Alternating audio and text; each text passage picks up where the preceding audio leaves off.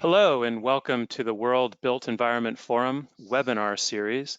And our first webinar focused on Joe Biden's America, the first 100 days. My name is Ken Creighton, and today we're discussing Joe Biden's infrastructure plan. Is America ready to level up? Welcome to the call. We have over 250 of you from 40 different countries on the call today. Thank you for being here. Straight off, I'd like to introduce our panel. And first, Brian, I'd like to thank Brian very much for being here, filling in for his colleague Denise, which had an impact on our diversity, but we'll make do. So we're very happy to have you, Brian. Brian Tynan, Corporate Vice President, Government Relations at AECOM. Welcome, Brian. Thanks, Ken. Glad to be here. And we have DJ Gribben, founder of Madras. Welcome. Thank you, Ken. And we have Francisco Pineda, FRICS, faculty and director, Columbia University, and senior strategy advisor for GLEADS USA. Welcome. Thank you, Ken. Pleasure to be here. And to our audience, we strongly welcome your active involvement. So you'll notice that there is the opportunity to ask questions, and I can see what you write. And so please do submit questions. We have questions planned and slides that we'll be going through with the panelists, but during the webinar, I will do my best to read out some of your questions directly to our panel during the webinar. So I strongly welcome you and encourage you to ask questions. But let's get right to it. And DJ, if I can come to you for the first question to set the stage. What political challenges does President Biden face in implementing his infrastructure plan? Ken, that is a great question, and that is a very, very timely question. As people have probably been following, we have quite the debate going on here in Washington, D.C. about what the future of funding for infrastructure looks like in this country. But before I dive into that, let me just, by quick way of introduction, let the audience know the background that I've had and why I am opining on this question. So Madras is my own firm, but I'm also a senior operating partner for Stone Peak Infrastructure Partners, which is a private equity firm investing in infrastructure here in the US and around the world. I am a non-resident senior fellow at Brookings, which is a think tank located here in Washington, DC. And I was formerly the special assistant to the president for infrastructure, working in the White House and putting together the Trump infrastructure plan. So I'm spending a fair amount of time talking about and answering questions of what is the Biden plan, how does it compare to past administration's infrastructure plans, and what are we likely to see at the end of the day. So the political challenges that President Biden faces in implementing an infrastructure plan are numerous. They include political challenges, policy challenges, and communications challenges. Just starting with the political challenges, the way that the U.S. Congress is set up to consider legislation, they're broken down by committees. Infrastructure, as defined by the Biden administration, is spread across probably a dozen different committees. So just the way the issue has framed up, this can make it difficult and challenging to get through the process. Politically, obviously there's a breakdown in Congress between Republicans and Democrats, a relatively narrow majority in the House of Representatives, and then a literally 50-50 split in the Senate, which means that whatever plan passes needs to get every Democratic vote or some Republican votes. And so that creates a bit of a political challenge. And then from a communications standpoint, for those who've been following it, one of the more challenging aspects of the president's plan is its breadth. So the breadth of the plan, it addresses what we consider to be core infrastructure, infrastructure plus or infrastructure adjacent issues, and then some challenges like health care for the elderly that traditionally has not been considered infrastructure at all. So the very broad, expansive definition of infrastructure as part of the plan makes it a little challenging for the administration to explain to the public why it is that this infrastructure plan is best for them. I would be remiss in not noting, however, that very broad definition brings lots of stakeholders to the party. People that traditionally would not be interested in infrastructure will be interested in this plan because it is not limited to just core infrastructure, but is quite expansive. And so that could provide, in addition to a challenge, could provide a little bit of a tailwind for the administration's plan as well.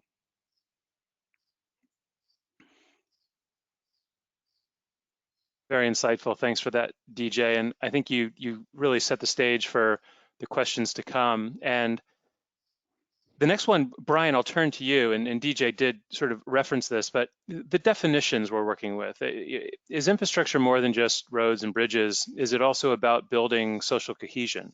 Brian? Yeah, thanks, Ken. As DJ was talking, I was thinking that he was providing a great lead into this question. That and I would agree with him very strongly that the breadth of the proposal here that the Biden administration has put forward, creates both challenges and opportunities. I mean, talking about infrastructure categories of spending that are outside of the traditional viewpoint of what the infrastructure community has typically advocated for. There are a number of issues that are carried throughout the American Jobs Plan that on their own may have tons of value and lots of arguments for those elements, but they don't necessarily fit within that traditional category. So,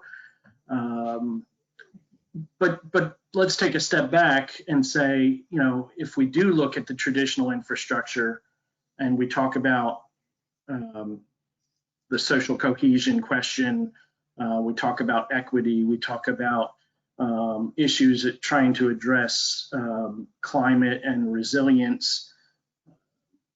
Those issues are still addressed within the core infrastructure elements of the plan.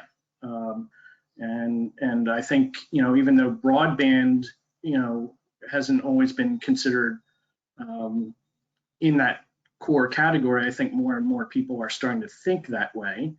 But when we talk about the transit investments, when we talk about discussion about transitioning to electrification and the impacts that those investments can have on air quality and equity issues in socially disadvantaged communities, those kinds of things are the water investments that are included in the bill and addressing lead pipe replacement issues, and all those issues address some of those social cohesion issues. So when we get back to some of the broader aspects of the plan, I think that a lot of people would probably think that school infrastructure is infrastructure, but it doesn't necessarily fit the traditional definition. So it gets back to what DJ was saying, that there's a communications challenge here, and the bigger the plan and the broader those issues get beyond what people typically view as infrastructure, it creates a challenge for the overall plan. And so that's, I think, that's what we're going to be working on throughout the year, is trying to figure out what that balance is. Well said. Well said. And I'll remind our audience that we welcome you to ask any questions. There's some great points made already, and if that sparks any questions or comments, please do put them into the question section, and I will be able to see them and comment. But let's move to our third panelists. Francisco, shovel ready or shovel worthy?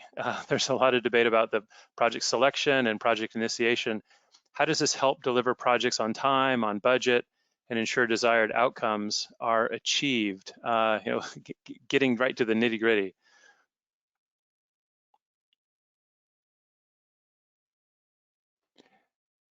And Francisco, I think you've got the mute button on.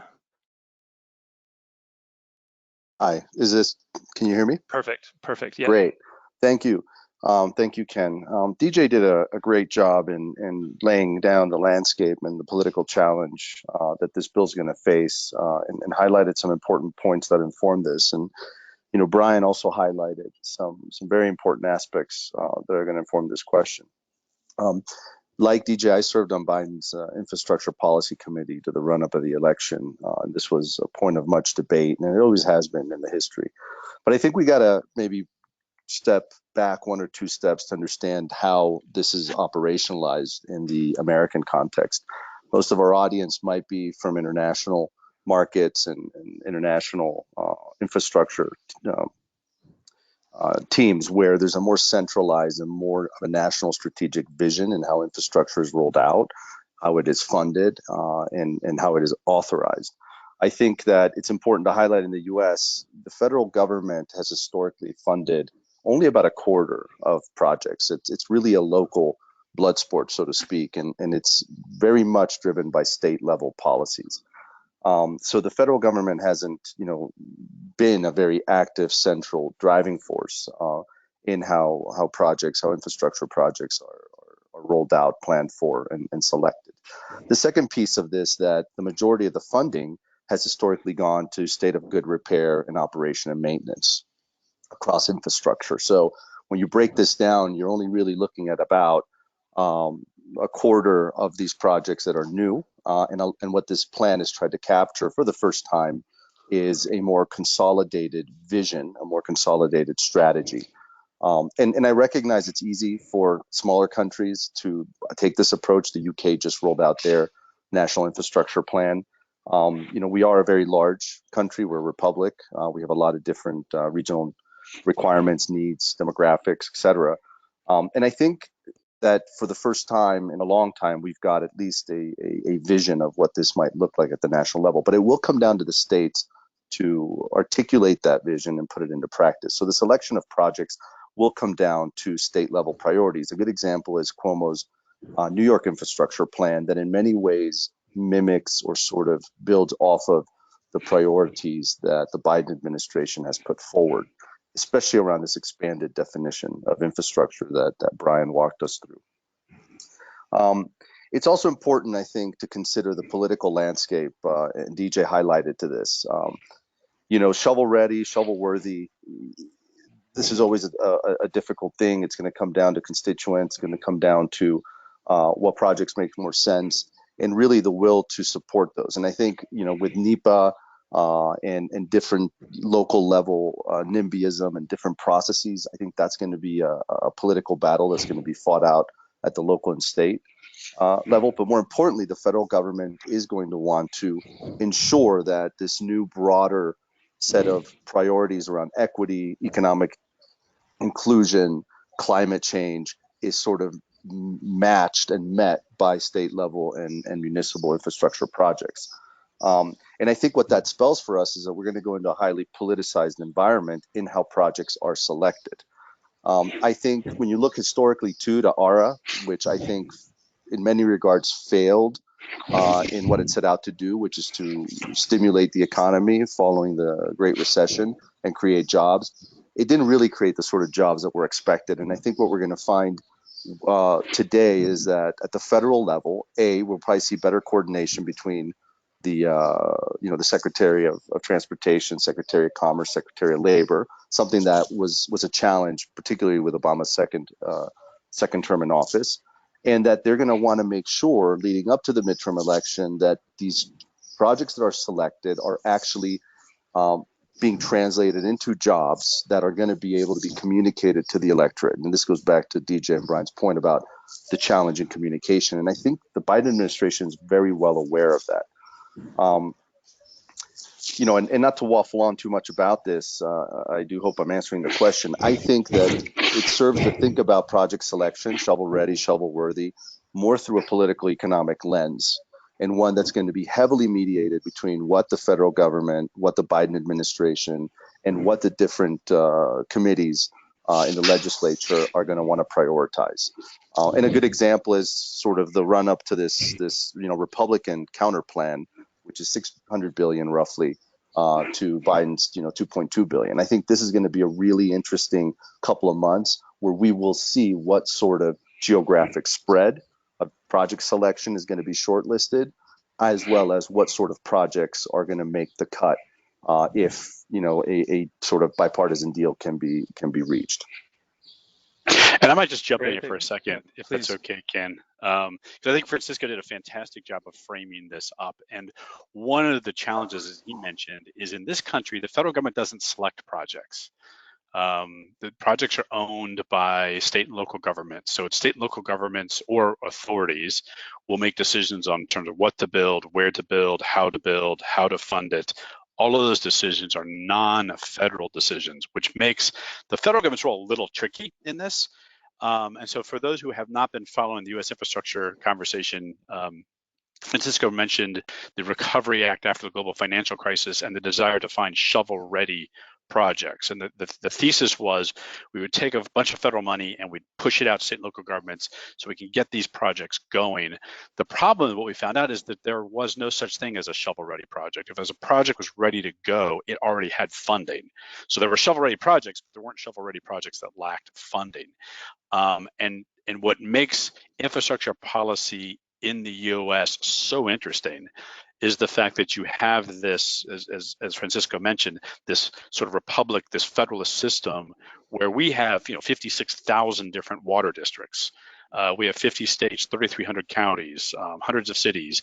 And so while there is one federal government that can help make policy, that one federal government actually is not selecting projects and doing project prioritization. That all happens at the state and local level. And if I could add just on top of that, and I agree completely, the state element for infrastructure projects really does shape this. It shapes the politics in Congress. It shapes what the format of the bill is going to ultimately look like. As DJ and Francisco have pointed out, the highway, especially the highway and transit portions of the bill of the U.S. federal funding really do go out. They go out in formulas. They go out and the projects are developed at state and local levels. I think what's interesting about the overall package is there is still a certain dependency at those state and local levels. They still make their budget decisions based on what those federal investment priorities are going forward. State DOTs, transit agencies are looking for that long-term investment before they make any commitments. And they need, especially today, following COVID, where it's still in the middle of COVID, where we have a lot of state and local budgets that are, still feeling the strains. And they're looking forward into the next fiscal year and beyond about how they're going to be able to address those needs. So it's a complicated combination of issues that drives that project selection. And I think that the important thing about the investments that we make this year are that they are long-term and that they have that long-term vision and not just about a short-term 1-year type of influx that other packages have been previously proposed. Thanks, Brian. There's a lot in there that I think will appear in answers to some of the coming questions. But for now, if I can turn to you, DJ, is there a role for public-private partnerships, private finance initiatives? Absolutely. I think there's a role, and it can be a significant role. like in other parts of the world where public-private partnerships have been deployed, the uptake is a little slow here in the US, and it's slowed considerably by the dynamic we talked about before, which is the fact that we have so many owners of infrastructure. So once you get one jurisdiction comfortable with using an innovative procurement method like a public-private partnership or a design, build, finance, operate, maintain model, that's great, but then that doesn't help you with the next jurisdiction. So the highly fragmented nature of the U.S. ownership of infrastructure makes it challenging for private investors to find opportunities here. And that market, I think, has been slower to develop than many of us hoped. The question is, how does the Biden plan affect that market? And I spent a good part of yesterday actually talking with the Wall Street Journal reporter about this very topic, because it's hard to know, to be honest with you. The increase in funding could give state and local governments more resources to do things like availability payments, where they can use a private partner to deliver something for a fixed set stream of taxpayer revenue that would be given to that private partner, or it could crowd out private funding. And the crowd out could happen in two ways, time and money. On the time aspect, one thing that people may not appreciate is if you're a state and local government and you receive a bunch of federal funding, you're going to devote almost all your staff resources to deploying that funding, which means that staff is not going to be available to do more innovative, creative procurements. You're probably going to use whatever you have in place now to move dollars out the door as fast as possible, which is sensible in a time where we're looking for job creation and economic development. The money side is a little bit more intuitive, which is, to the extent I'm a community and I have a bunch of federal dollars, I'm a state and I have a bunch of federal dollars, I really don't need to think about bringing private dollars to the table. I already have federal dollars. And so I think there's the impact on private investment is going to vary by sector. So we've focused a fair amount about roads and bridges, but obviously this plan touches on communications in terms of broadband, touches on energy in terms of energy transition. I think in each of those industry sectors, you'll see a slightly different impact that this funding will have on the ability for private equity to invest in those sectors. And if I may add to that, that's a very interesting kind of insight to latch onto, because on top of the fact that you're going to have an interesting dynamic play out across different sectors is also the fact that the procurement methodologies, and just to use New York State as an example, are already influencing how bankable these projects can be. In other words, going to design build for procurement structure that's legislated and mandated has created certain problems. The state or agency-sponsored projects wanting to defer the risk to contractors or CMs has created an environment where a lot of these CMs are not even bidding on these projects. So when you look at the prison RFP that went out in New York City for $9 billion, nobody was interested in taking that on because of the procurement methodology that has been legislated and mandated. And you're seeing some of this play out. A lot of the private equity infrastructure investors, and DJ will probably be able to speak more closely to this, are looking at some of these projects and saying, well, there's too much risk. It's ultimately a lower yield class, in the low teens, maybe with some cheap debt, you get the leverage, but it creates a whole other dynamic where A, you might have certain crowding out of the private sector, especially in some of the asset categories. But B, even if that isn't the case, you're still struggling with the commercial viability of taking on this project in a P3. And I think, how that plays out in the merchant generation space versus regulated utility, which broadband is essentially going to be, versus some of the affordable housing, is going to be really interesting to see and watch. And I think there's also geography-specific considerations around these asset classes. Thanks, Francisco. And let's stay with you here. I'll note, DJ, I want to come back to you in a moment about attracting private investment. But Francisco, I'm also aware that you're in Mexico City at the moment and about to travel across town, and we might need to lose you. So I want to get a two-part question in if I can, because we have a question from the audience that I'll read, which kind of relates to the question that we'd planned. And it's from Raymond Nakado, and he asks, are we likely to see a redefinition of infrastructure if this initiative by the Biden administration is passed legislatively? And I want to, if we can speak also to the question, what do the plan's goals on broadband, housing, and other social policies mean for infrastructure planners? So I think there's a theme in there, Francisco.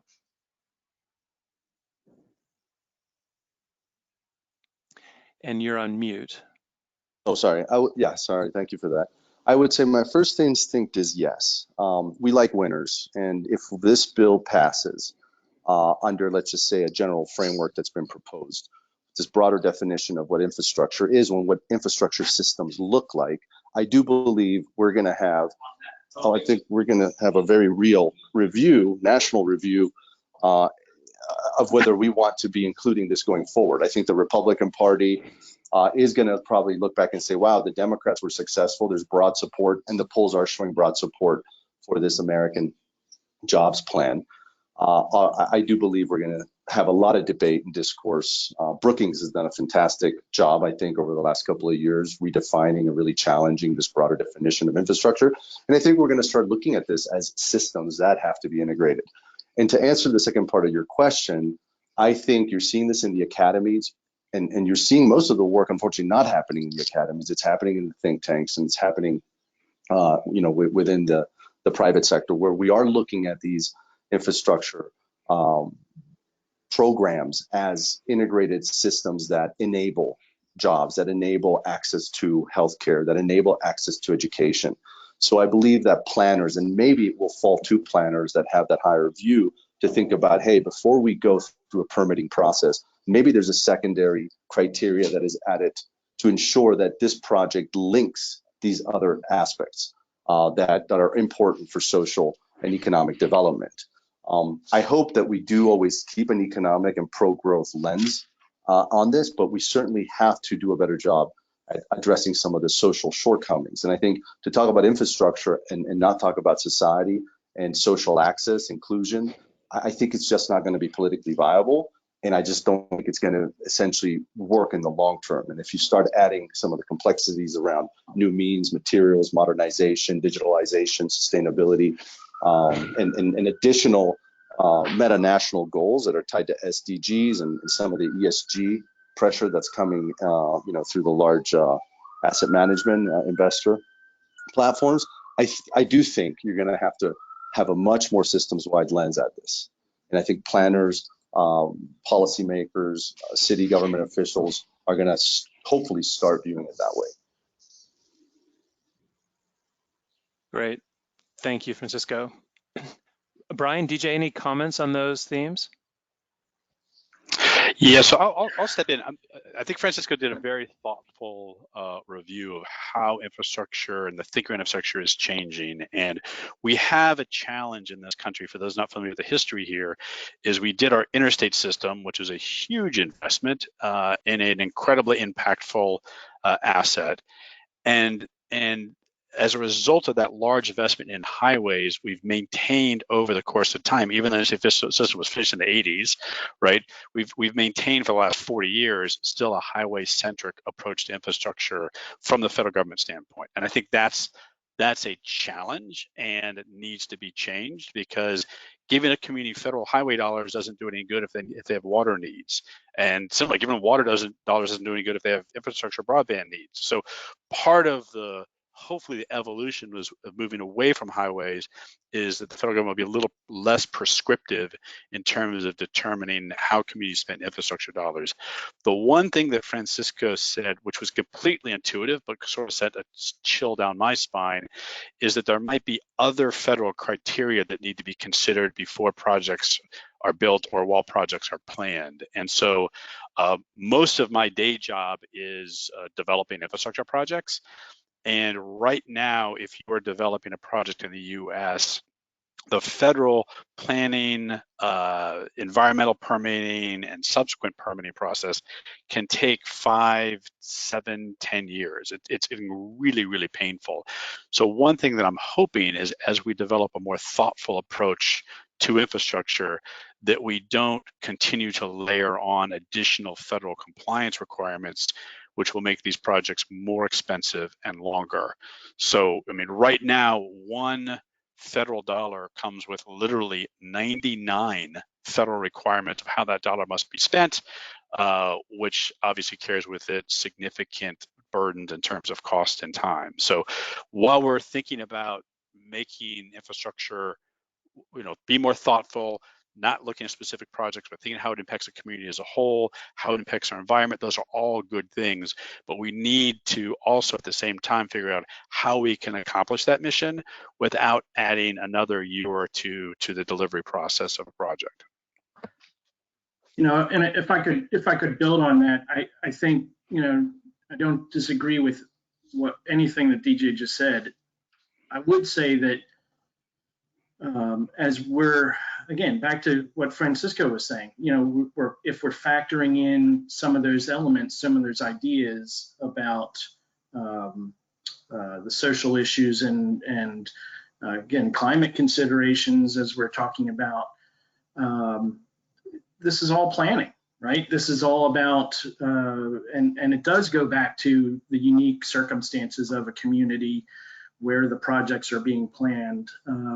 Some of the things that we're looking at AECOM are how to factor those decisions in early on in order to make the projects more workable. And in some cases, and in many cases, we would say that you could reduce the risk and reduce the time and eliminate some of the potential delays in moving those projects forward if you factor in those elements early on in the process. So, the goal is to move projects quicker and more efficiently. And so, if we use tools, if we use digital applications that can factor in all of those different decision-making elements, we can move projects just as efficiently, if not more efficiently, as long as we're also factoring in those social considerations. Yeah, Thanks, and I know this is a very hairy topic, and I agree with all of this. I think this is a major challenge in this country to go through multiple layers of regulation and approval. I mean, one big thing I've talked about is the need for NEPA reform, and how that's obstructed a lot of good projects. It's also obstructed some not good projects. But this is a big issue, and it goes back to the structure of our political government in the U.S. and our Republican system, and the fact that projects happen and are planned locally. And I wasn't suggesting that we add more. In fact, I do hope we find a way to streamline these projects, especially good projects. But in reality, we see this play out at the state level. We see certain obligations that are forced to go back to New York State, and I've been a big supporter of the MWB Article 15A at the state level that puts an additional burden of a 30% minority and women participation in construction. But this is a real challenge at the commercial level that has made some projects very difficult to operationalize, and in some places it's not applicable. In the northern part of the state of New York, it becomes really challenging to find and procure 30% of your supply chain minority and women-owned subcontractors. So I think these type of things we're probably going to see more of in different ways and forms. But I think DJ made a very good point. There's another whole conversation around the regulatory procedural process, and then how it's going to work through the different departments. What's the FHA's role in releasing funding for the Gateway Tunnel? This was sort of used during the Trump administration as a policy to slow that process down. So there's a lot of these little levers out there that maybe we can find a way to streamline. Thanks, Francisco. DJ, we've made a few comments about investment, but private investment, notwithstanding this huge stimulus, how can America attract more private investment into infrastructure? I'm going to have to start by building off of what Francisco said, because he's absolutely right, which is we need to speed the permitting process up, right? There's the permitting process, and by permitting process, I'm talking about the NEPA environmental process, and then the permits that are issued by the Corps of Engineers and EPAs and others after that process is over. That entire process just takes way too long, and it's incredibly important. I mean, the mission is to make sure that we understand the environmental impact a project's going to have, that we adjust accordingly, and that we mitigate when appropriate. And so the mission is fundamental and critical. The challenge is the process we put in place is just Byzantine and irrational. You know, when I was in the White House, we were working on this issue, and I had some of the most liberal elected officials in America 100% behind what we were doing, because they, in essence, couldn't deliver the infrastructure their communities needed because they couldn't get it permitted. They couldn't get it through this process. And part of it's federal, and I think Francisco talked on this earlier, part of it is the NIMBYism, or not in my backyard, which is nobody wants a homeless shelter next to their property, right? So if you give everybody a veto right, then you end up not having housing for the homeless. So this is a long way of saying, in terms of attracting private investment is not particularly patient, right? It wants to deploy relatively quickly. And if we're offering up a development process that takes 5-7 years, that's hard to attract investment to whatever you're in, you know, whatever that investment opportunity is, if it takes that long to develop. So that's one category, which I think is probably the most impactful. I mean, funding aside, just giving investors clarity around the process and then some level of certainty.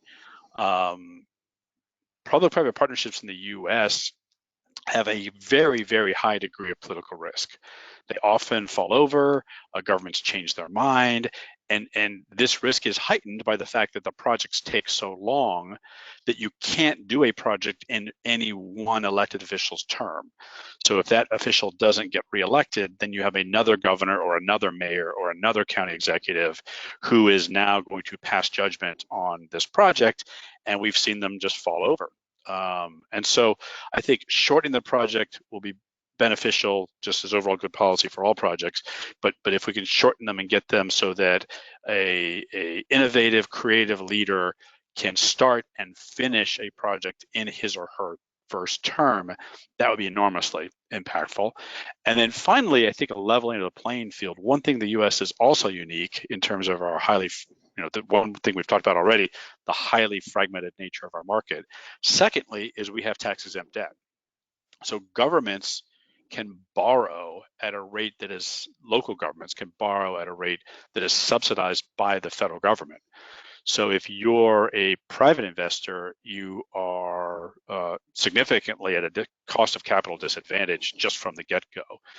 The good news is that we have rules which are called private activity bonds that allow the issuance of tax-exempt debt when the private sector is involved.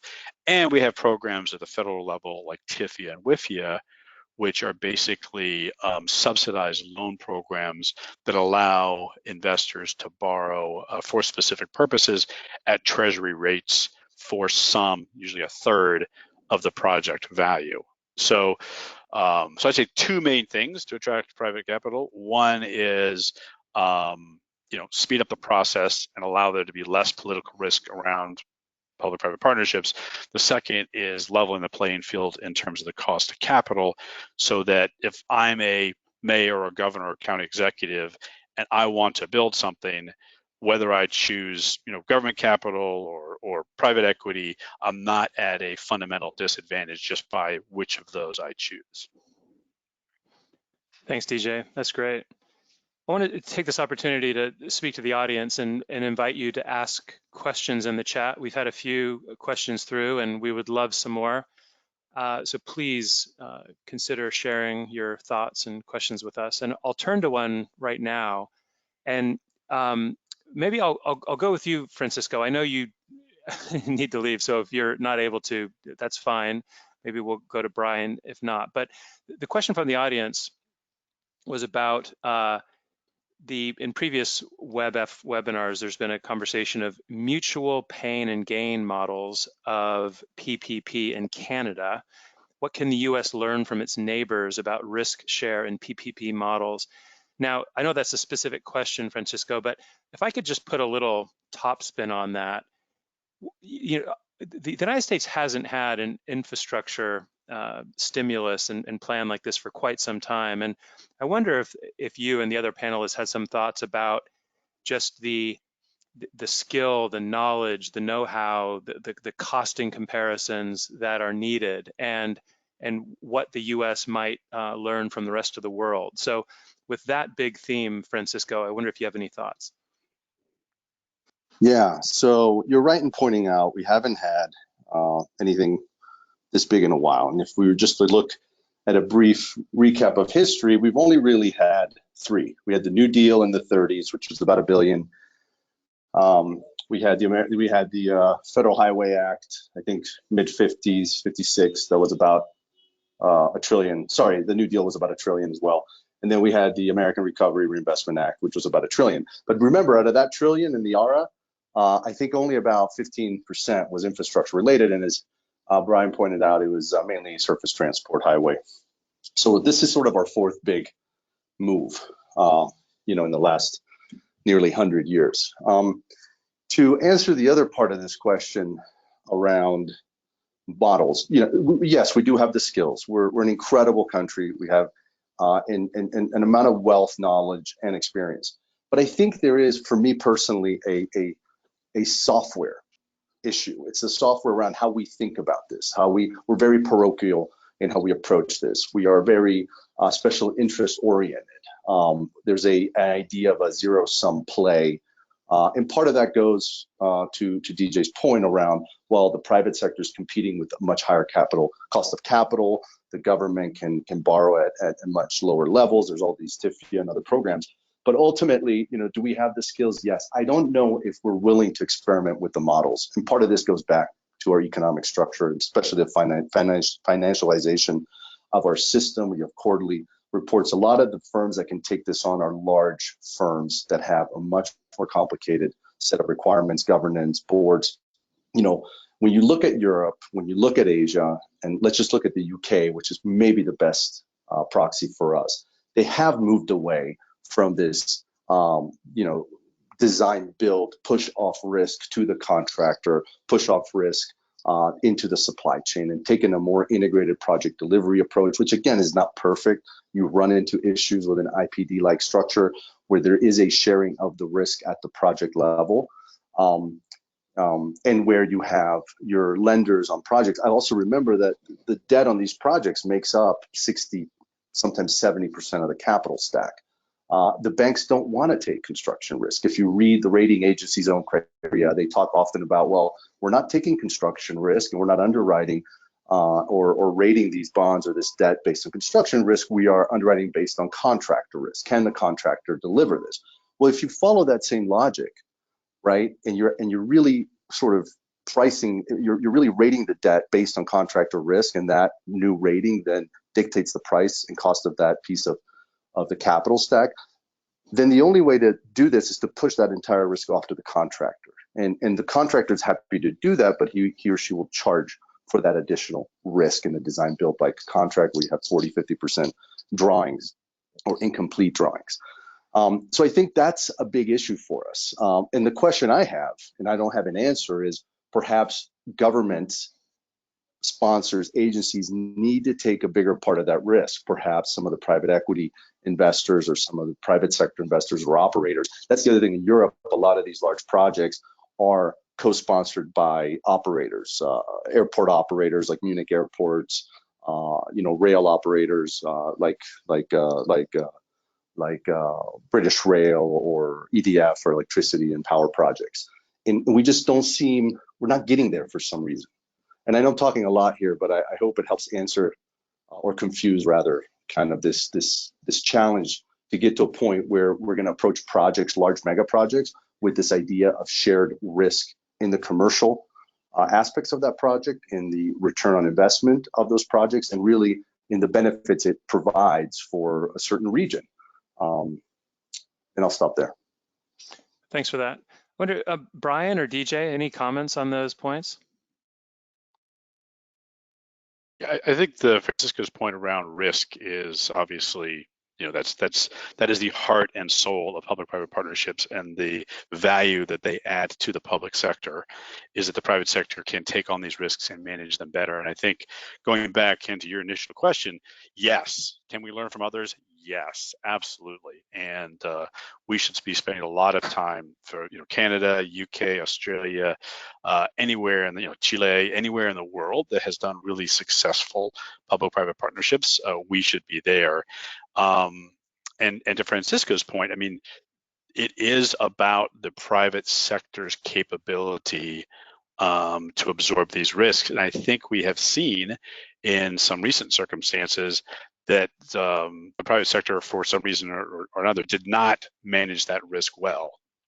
And so the challenge is, does then the government take on a little bit more of that risk? Well, if they do, then that somehow, to a certain degree, that undercuts the whole purpose of doing a public-private partnership, which is to move risk away from the government and the public sector and public taxpayers. Or does industry, just kind of get a little smarter and a little sharper around how to manage some of these risks? And the market here is still evolving in the U.S. I mean, my first P3 was back in the 90s, and it's changed quite a bit since then. But I think we have still quite a bit of capacity to learn more around how to do P3s better, and we should be certainly looking to our friends around the world who have long histories of this and have done a number of successful projects. Thanks. Any comments, Brian? I would just add, I mean, again, going back to what we've already talked about here, which is a little bit about the unique nature of infrastructure in the United States with, 50 states, territories, cities, counties, all having a hand in project development, regional entities, et cetera. And the constant, let's say, the constant churn of democracy, and how I think it was DJ that pointed out that you constantly have new elected officials, somebody being elected every 2 or 4 years, or there's a learning curve that's almost really challenging to address for the public officials that have to make decisions on allowing projects to go through P3s, and we need to continue to press forward, and we need to continue to make the case, because there's a lot of potential here. But I think at times it really is just an awareness and an education issue. People, it takes time to inform the decision makers about what those issues of risk entail. So, it's more of a governmental function standpoint from my perspective. I think that we have enough people in the U.S. that know how to do P3s, but it takes a while to get the political buy-in. Right. Well said, Brian. And in a second, Brian, I'm going to come back to you, and we'll close out this whole discussion focused a bit on climate.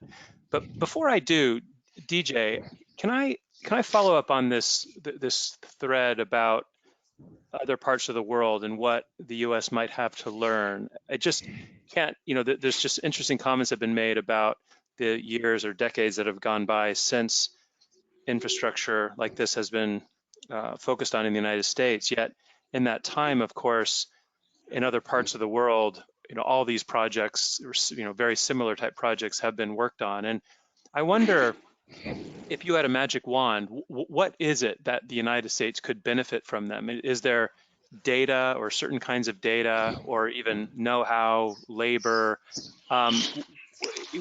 What ideally would the U.S. learn from the experience of other markets around the world in these infrastructure projects? I think, given I can only do one thing with my magic wand, I think my first wish, can I ask for more wishes? Would be my first question. Yes, you can. But assuming I can only get, I'll just stick with the one wish. One thing that other countries have done well, you have Infrastructure Ontario, Partnerships BC, Infrastructure Australia, Infrastructure UK. There have been groups that have been set up for the purpose of doing projects, learning from those projects, and then absorbing that learning and transitioning it back into the next generation of projects. And again, it goes back to the highly fragmented nature of our ownership, which is, I live in the town of Leesburg, and if Leesburg did a water project, that's great, but the next neighboring town of Percival has a different owner of their water system, completely different, right? So getting one government jurisdiction up through the learning curve and helping them appreciate, the pros and cons of P3s. These are tricky transactions. They can work out poorly for government. Like, it's not always a government home run. So how they can get comfortable with that, because our ownership is so fragmented and there's no central place to go where people can learn from it. We tried in this country with the Build America Bureau, which is part of the U.S. Department of Transportation. So it's Washington, D.C., cabinet level agency. We've got a group of people to try to help with that best learnings process. But for some reason, that has not really worked out well. And I don't know whether that's a natural skepticism that, my water project is just completely different, Ken, than your water project. I once worked on a 4-lane divided highway in a rural area in the West, and in the high desert. And we learned a lot from that project. I went to another state and said, we've learned we'd like to look at this project, which literally was exactly the same project, just a different state. And the reaction is like, oh, projects in our state are nothing like projects in that state you just came from. So I don't know how you overcome that, but I think if we can have some type of ability to not have to reinvent the wheel at each different government jurisdiction around each asset class, that would be helpful and likely spur the P3 industry in this country. Yeah, that's a fascinating point, DJ. So you're saying that government official was wrong? I mean, there was totally a wrong, like completely wrong. Yeah. It was just a complete I won't name the states, but it's just a complete arrogance that my state is so much better than this neighboring Yahoo state. What could we ever learn from them? And a little tribalism, little cheerleading for hometown. I mean, that's all part of that's good, but in this case, it then inhibited them learning from others. Right. The laws of physics don't change at state borders. No, right. A 4-lane divided highway in a rural area in the high desert in the West, not a lot, built to ASTO standards, not a lot of variation in those projects. Right. Okay. Well, so we have about 5 minutes left, and I want to focus on climate. And Brian, if I could start with you. Will the Biden plan's strong commitment to tackling climate change accelerate innovation and private investment in clean energy and green transportation infrastructure?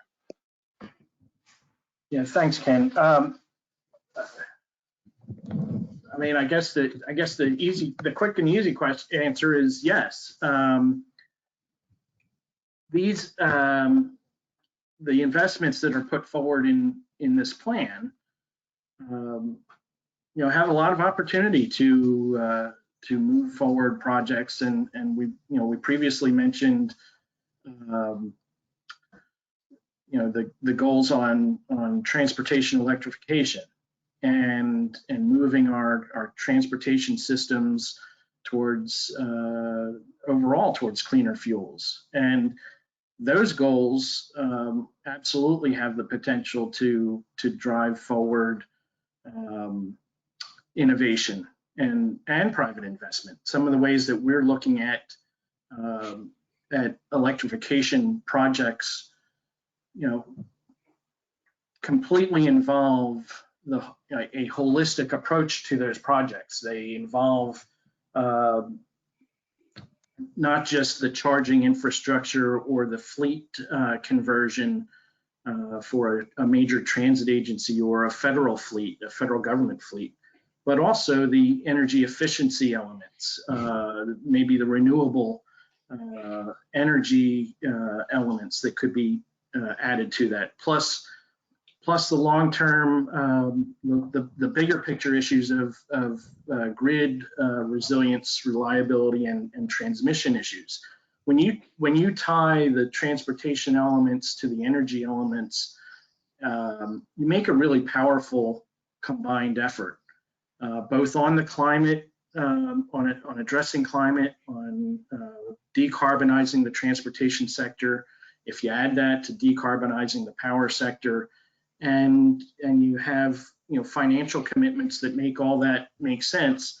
I mean, I think one of the things that that is highlighted in the Biden plan involves the tax credits that are intended to help with transmission projects.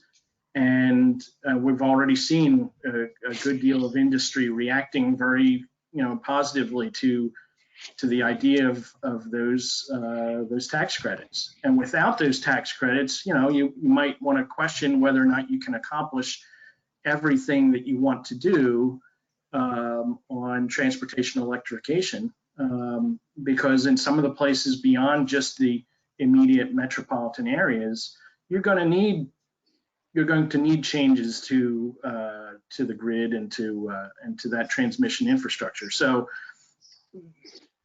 I mean, there's a lot of potential, and it's driving innovation. It's driving innovation in vehicles. It's driving innovation in battery technology.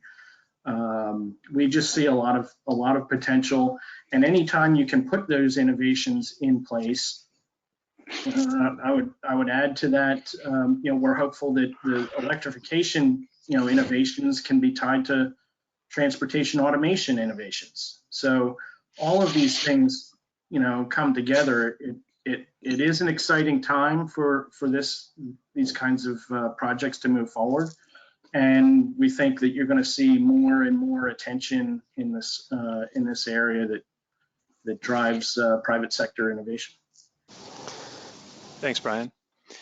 So before I close out, just for a few seconds, Francisco, do you have any comments in relation to climate? Yeah, and I want to also add, DJ's point is so important. If we had one thing to do, I would do what the UK did with their Infrastructure and Projects Authority. We're doing something similar in New York called the Empire Infrastructure Council, which is a coalition between all the schools in New York State, Cornell, Columbia, NYU Engineering, CUNY, SUNY, Merchant Maritime Academy, and so on and so forth, to try and consolidate these lessons learned and bring that to policymakers. So I think that's really important, and it showed great success in the UK after their challenged Millennium Dome project in 2000. And when they realized they had the Olympics coming up, they said, "Oh, we got to get together and figure this out, because we got 12 years to do this right." So there definitely is evidence to show that by consolidating. I think at the national level, that's going to be a challenge for the reasons DJ pointed out. It's sort of this parochial mentality, but I certainly think we can do this at regional and state level. So I think that's a wonderful idea, and I think something that should be promoted. Kind of like the Regional Planning Authority, although not a lot of teeth there. We can certainly help, make them more robust. On the climate change, Brian's point is very important as well, and I would add that it's linking in a manufacturing and industrial strategy with a climate strategy, with an infrastructure strategy, and really with a competitive sort of lens to how do we modernize the American economy, how do we really skill up our citizenry, and how do we provide them those opportunities. There's going to have to be an investment by the state to some extent to stimulate that. And one big critical piece I have on this current plan and popular discourse is that we're missing the point. I mean, it's wonderful we're going to transition and invest in new technologies and battery storage and EV vehicles and build that road infrastructure, which has, again, broad support. But we still have a big gap here, and that's around emissions that are being produced through the energy sector. And renewables like wind and solar are not going to get us there. All the evidence, all the data show that there is no way that renewables are going to be able to take on this huge new demand and load that's going to be required to support this transition. So there needs to be a conversation about nuclear, particularly SMRs, small reactor types that can be deployed at other levels. There's going to have to be a conversation about additional battery storage capabilities, as well as perhaps hydrogen, which is quite energy intensive to produce. So I think that's when we start getting into the more practical questions of, okay, this is great, but we need to really think about it a little further and how we're going to be able to get there in 2030 or in 20. Thanks, Francisco. Great points. And we're running low on time, and I'm gonna close this out now. I would have turned to you, DJ, for some thoughts, but as they say, always leave them wanting more. So With that, I will thank the panel sincerely. We will publish a recording and written summary of this webinar online, so please feel free to share those with your professional networks. Also, take a few moments to let us know what you thought of today's session by completing the online poll, which will appear on your screens at the end of this webinar. Our mini-series will continue tomorrow and Thursday. Tomorrow, we will be discussing commercial real estate, and on Thursday, we'll be asking what President Biden can do for the environment. If you have not yet registered, there's still time to do so. Visit rics.org/WBEF to register. The inaugural RICS Global Infrastructure Conference takes place next month and will feature a special WBEF curated panel discussion on ESG investment in the sector. Visit our Twitter feed at WBEF Community for more information. Also on our Twitter feed, you'll find information on how you can contribute to the Global Infrastructure Hub's stakeholder survey, give your feedback, and help with the delivery of quality infrastructure in markets where it's most needed. The World Built Environment Forum Global Summit will be visiting Dubai as part of Expo 2020 Dubai in January of 2022. The program will focus on the livable city, stable, smart, and healthy.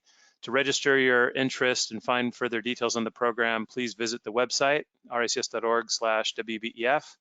Also, you can follow us on Twitter, Instagram, LinkedIn to catch up on what you might have missed. Finally, you can download the WebF app from the App Store or Google Play. And with that, until next time, I will say goodbye and thank you for attending, and special thank you to our panel.